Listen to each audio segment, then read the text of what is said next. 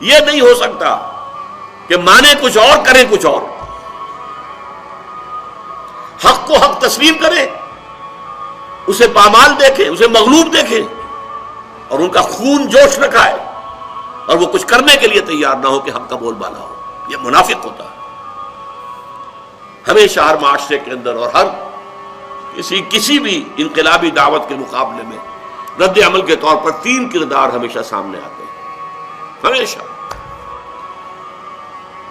جب حضور کی اپنی دعوت جو ہے وہ اس سے مستثنا نہیں تو اور کون سی دعوت مستثنا ہوگی؟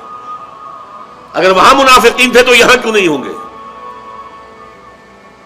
3 ہوتے تھے. ایک وہ جن کو قرآن کہتا ہے سورہ توبہ میں السابقون الاولون من المہاجرین والانصار والذین اتبعوہم باحسان رضی اللہ عنہم ورضوا عنہ.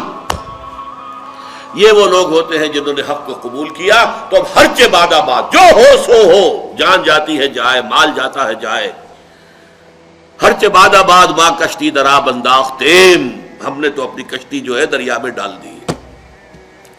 اب یہ کشتی تیرے گی تو ہم تیریں گے اور جئیں گے، یہ کشتی ڈوبے گی تو ہم ساتھ ہی ڈوبیں گے. ہم اس کشتی کو چھوڑ کر بھاگنے والے نہیں ہیں.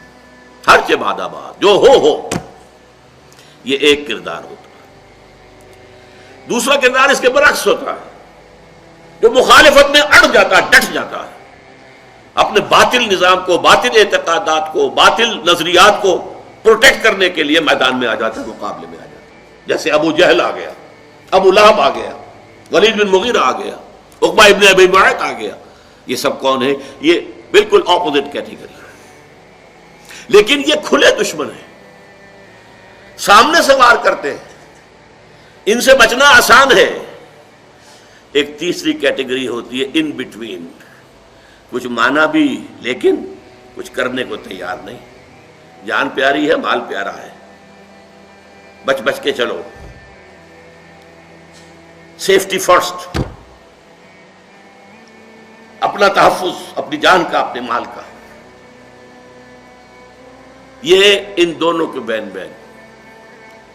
اور چونکہ اندیشہ ہوتا ہے اس کشمکش میں، کچھ پتہ نہیں یہ اہل ایمان جیت جائے تو بھائی ان سے بھی بنا کر رکھو، اپنے آپ کو مسلمانوں میں شامل کیے رکھو.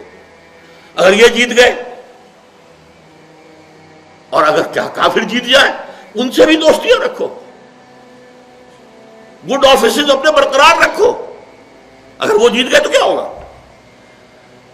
یہ منافق کہلاتے ہیں.